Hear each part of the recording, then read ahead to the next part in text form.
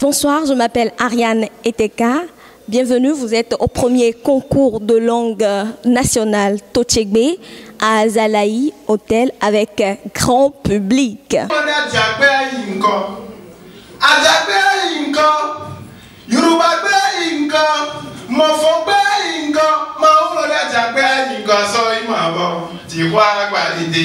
When you over bene, Olumaja beta inko, Ntikeke flora kwele to chigbe mede, no ma uno da jagbe inko. Ndo akonomi. Nidon esonole akpa. Tagbe toji. No sole tagbe o, abaye mre afode izanbeku nyoroko. So no eto ame ya wa do so ya yo vole etugodo yo ava.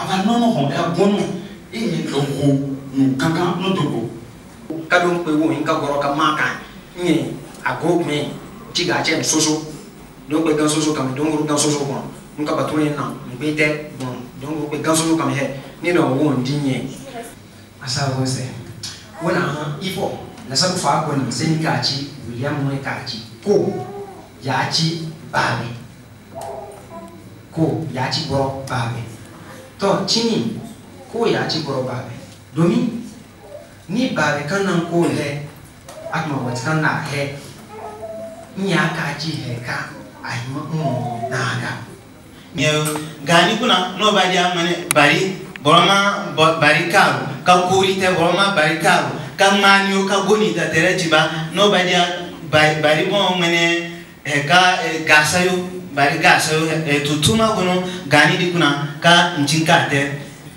Aleja bo to wo me o doyin dulu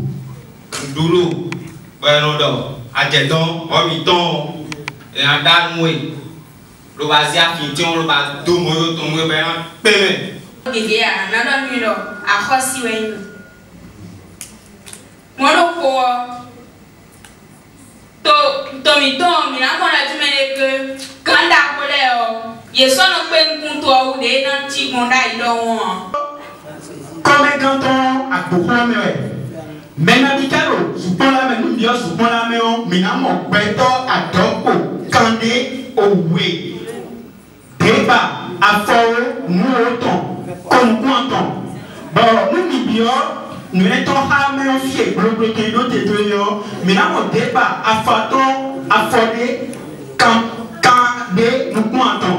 Nous voulons nous faire pour quoi, pour le voir derrière. Et oui, je vois former. Et oui, nous voir à côté de la si pour le coup de l'autre.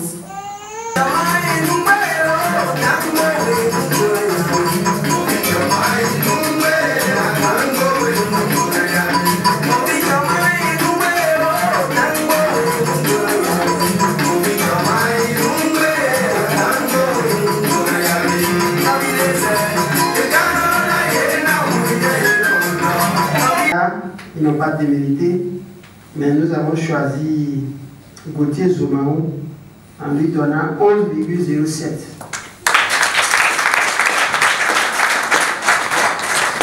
Youssouf Abdoulatif a eu 10,37.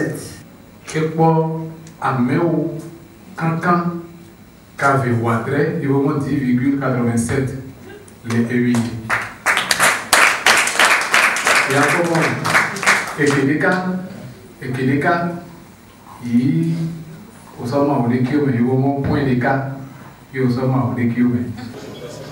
Alors mes impressions, elles sont bonnes. Sincèrement, je félicite l'initiative, la fondée de pouvoir qui a su mettre sur pied une telle initiative. Je voudrais que dans les fois à venir, que nous puissions élargir quand même un tel concours sur d'autres horizons, à savoir d'autres langues comme le Wama, le Ditamari, le Berba et d'autres personnes, histoire de pouvoir quand même découvrir d'autres talents linguistiques en dehors du Dendi, du Hadja et du Fongbe. Le concours ne s'arrête pas là. Chaque jour que Dieu fait, moi je travaille sur la langue Fongbe.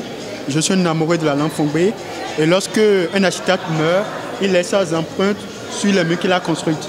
Moi, lorsque je mourrai, on verra mes empreintes dans la langue Fongbe.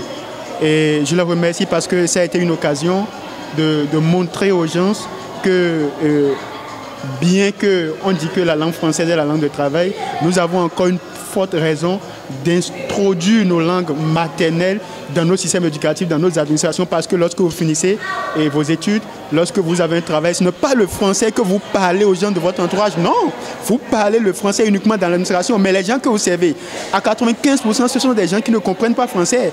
Et en dehors de ça, c'est quoi? C'est qu'il faudrait qu'ils démystifient la culture. Nos anciens nous ont légué la culture et le culte ensemble. Donc c'est ça qui fait que les jeunes ont peur de la culture. Or, la culture et le culte, ce n'est pas la même chose. Parler en langue vernaculaire ou en langue maternelle, c'est comme si nous étions des villageois. Mais en réalité, nous venons de village. Donc nous sommes des villageois en réalité. Pourquoi rejeter ses origines?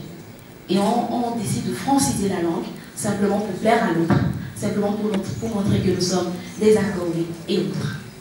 109 a eu alors l'idée d'organiser ce concours simplement pour valoriser notre langue. Nous n'avons pas choisi la crème des crèmes. Nous avons choisi des candidats qui ont décidé de valoriser leur langue, qui ont voulu quand même se mettre devant un public et prester, se mettre devant un public et montrer de quoi ils sont capables.